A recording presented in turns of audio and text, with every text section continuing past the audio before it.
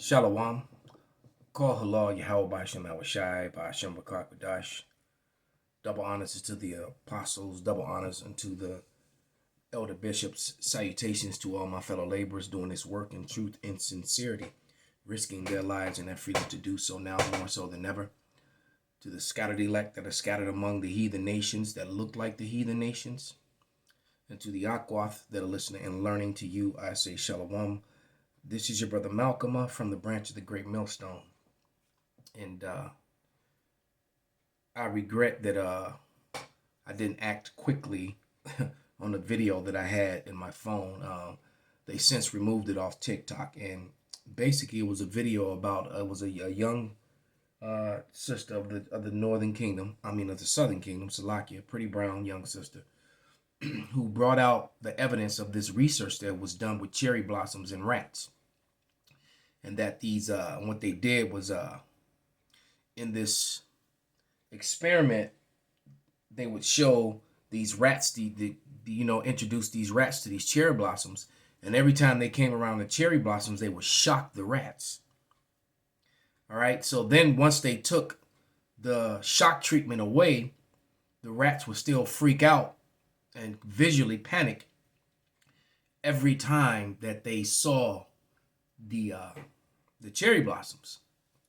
So it had its true effect on them. And then you have these people who will talk about, well, you weren't a slave and you weren't around, and and nobody in your family was a slave, but this experiment showed that this affected the children of the rats in the experiment, and then the children of those rats, and then the children of those rats. It affected them up to 6 generations later. All right, that's the science which so-called white people, the Edomites, so strongly believe in. But now when it comes to us, all of a sudden that science doesn't work. I've come to find, especially with all the medical things that have gone on recently, that science is only important, and science is only as valuable when it works to benefit the narrative that they're pushing. Something that I've come to understand. But this is 1 Timothy 6 and 20. And it reads, O Timothy, keep that which is committed to thy trust, avoiding profane babblings and oppositions of science falsely so called. So we were forewarned. All right, Romans, let me grab that. Romans 15 and 4. We were so warned, that there would come a day when the earth has been given into the hands of the wicked. All right, Job 9 and 24.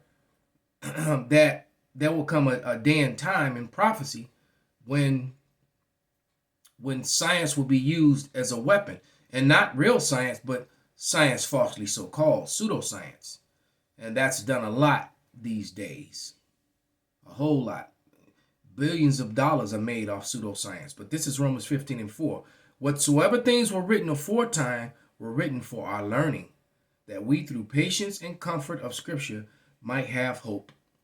All right. And our suffering was real. This is Lamentation 4 and 6. And it reads, for the punishment of the iniquity of the daughter of my people is greater than the punishment of the sin of Sodom, that was overthrown as a moment, and no one stayed on her. So Sodom was completely annihilated, but our punishment, but guess what? That punishment came and was done. Our punishment has been going on for centuries, for millenniums.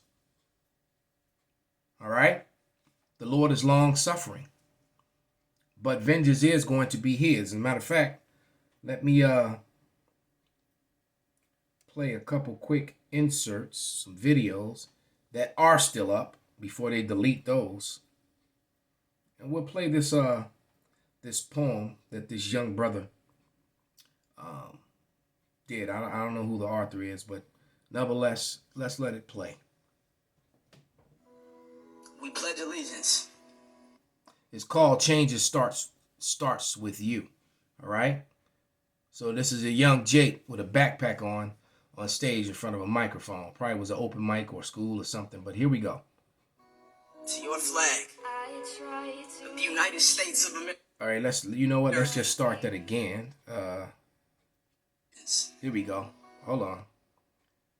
There we go. We pledge allegiance to your flag of the United States of America and to your republic for which it stands, one nation, under God, indivisible, with liberty and justice for who? For you? For some? Not for us. Not for our people, so please stop saying we equal with your flag of red, white, and blue in one hand. You beat us until we're black and blue with the other beat us, until we're none beat us, until we can't walk straight, then you put us in chains if we lucky. But for the ones of us who aren't so lucky, you tell us to put our hands up as some type of sick tribute to your privilege, and then you pull the trigger until our bodies lay down on your ground, pull the trigger until your clip is empty, pull the trigger until we make your evening news, and then when our children cry, we have to look our children in the eyes and tell them that they have to be cautious, that when they walk your streets, they have to do so in fear, that they have to spend an entirety of their life looking over their shoulder, because you will hunt them down, and you will bury them, either in a prison system that aims to disenfranchise them or the dirt beneath their feet. And this is all because of that same racism that you love to say no longer exists. But we all know that that same racism is the reason that when we want to put a hood on, we resist. The reason that when we go to get these jobs, we're dismissed at the door. The reason that when we go to shop, we're watched in your stores. That racism is the reason that us saying your... That just happened to me in a 7-Eleven that I've been going to for over 5 years. I happened to walk in with a hood on, with my hoodie on, because it was cold out.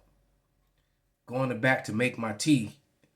All right. While I look up and the guy behind the cash register is standing there across from me when you got people in line up at front.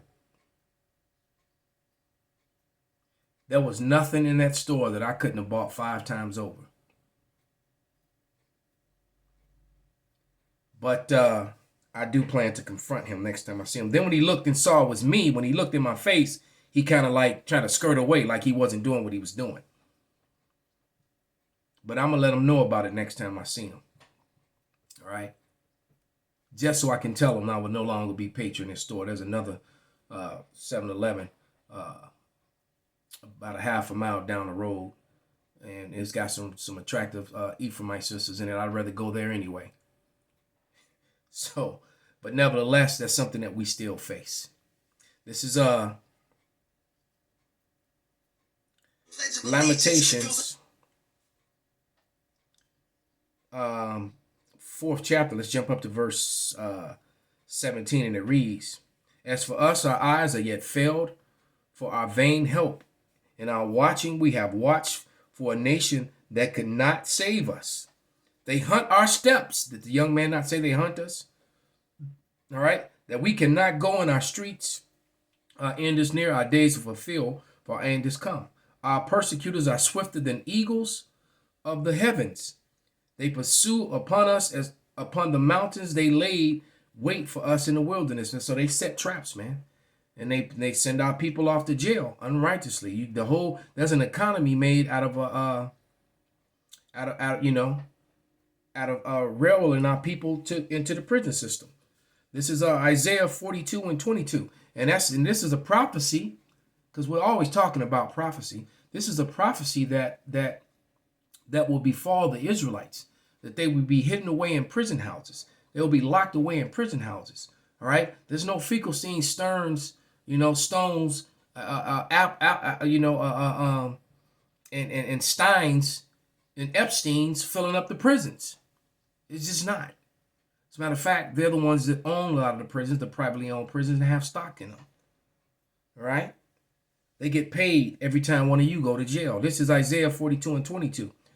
"But this is a people robbed and spoiled. They are all of them snared in holes.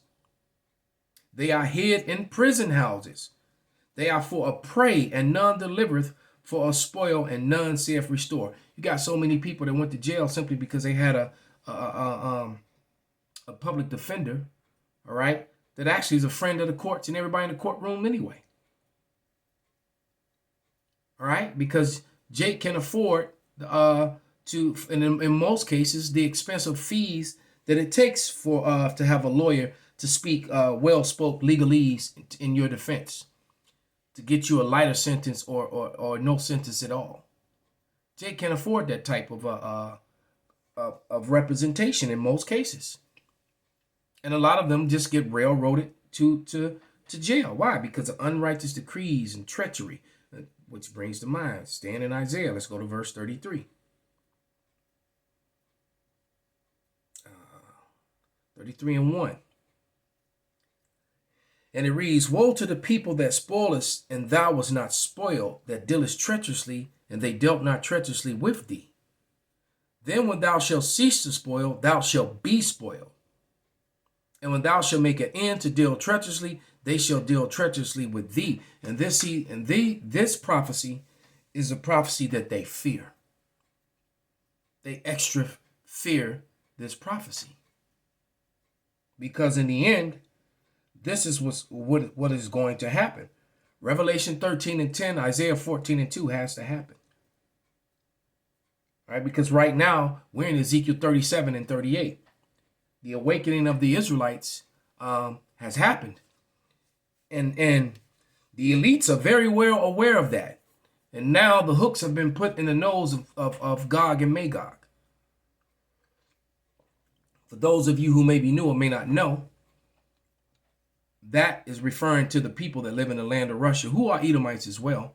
They just happen to be occupying the land mass that was referred to or given to Gog and Magog, because they got pushed out of there by Esau. The earth was given into the hands of the wicked.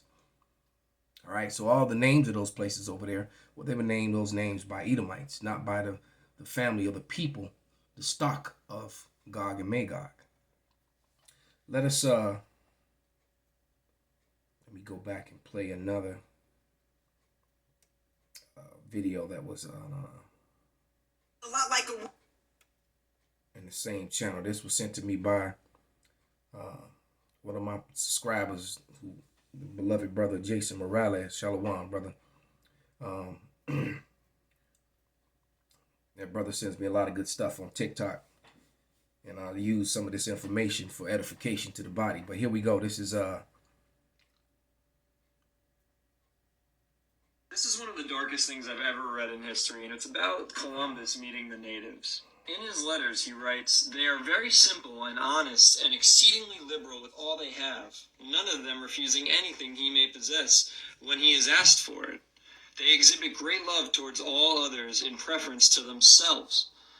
He says, they are the best people in the world and above all the gentlest, without knowledge of what is evil, nor do they murder or steal. They love their neighbors as themselves, and they have the sweetest talk in the world, always laughing. After saying all that, he then writes, they would make fine servants. With 50 men, we could subjugate them all and make them do whatever we want. Is that not the most brutal thing you've ever heard? And that's the true nature of Esau, Edom. And that is exactly what they did. He said they didn't lie and they didn't steal. All right? Why? Because they were Israelites. All right, but what did he turn around and do to them? Christopher Columbus came over here with 5 Hebrew interpreters. He didn't bring Hebrew interpreters to find India. That is a lie. That's why they conveniently refer to use the lie of referring to them as Indian, trying to cover that lie. Christopher Columbus came over here looking for the lost sheep of the house of Israel because he believed in the prophecies. Where he followed the prophecy said that they would come here to Asareth, and the Bible identifies Asareth as America. That's in the Jewish encyclopedia. It identified the landmass of America as Asareth, the land which never no mankind had dwelt in. That's where the northern kingdom went to. All right, people had been to the Americas, but no one had ever dwelt here. All right, and what did they do to them when they came here? They destroyed them many times over. All right. Let's read that Isaiah 33 and 1 again. Let's read that again. This is Isaiah 33 and 1, and it reads, Woe to thee that spoilest, and thou wast not spoiled, and dealest treacherously, and they dealt not treacherously with thee. When thou shalt cease to spoil, thou shalt be spoiled. And when thou shalt make an end to deal treacherously, thou shalt deal treacherously with thee. That's why you have all these different programs where they're trying to give Jake shelter or food, mostly to women, not to the men. All right? Because that's how you divide and keep us divided, by giving gifts to the women, because a gift destroyeth the heart, meaning the mind. And they see, the red man who refers to himself as white. As you can see, the lady on the page, her skin is not white. The background is white. She don't blend in with that. She's red. Her blood shows forth through her skin. That is Esau, Edom. All right. Wasted away is he, which is what it means. He looks like one that is dead with no color in him. The baby was born. All right. But nevertheless, they fear what comes next in prophecy. All right. Which I'm probably going to continue and actually use the video that's on the screen, and we'll talk about in the next one. So call halal Yahweh Bashim Awashai Bashim Rakakwadash Wa Ababa Ba Kwam Yasharala Shalom.